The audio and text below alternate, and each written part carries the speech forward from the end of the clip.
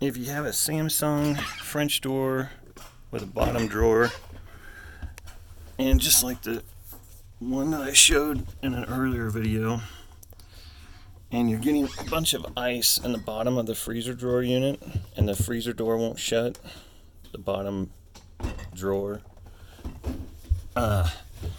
you can pour a bunch of hot water in it in the bottom, and usually take something like a spatula, preferably not a knife, or you'll end up with a little hole in it, and pour hot water in it, and then get a spatula underneath of it, and then you can pop the whole piece of ice out of there.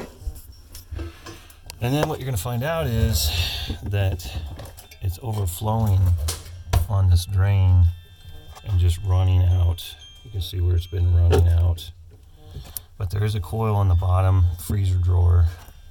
There's a drain. The heater actually goes down.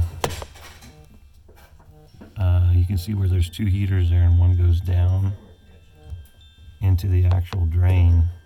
I think you can almost see the drain there.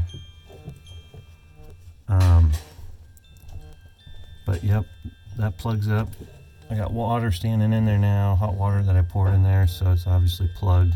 And it looks like it's going to be easier to get to it, probably from the back side, and try to blow it from wherever the drain is on the back side.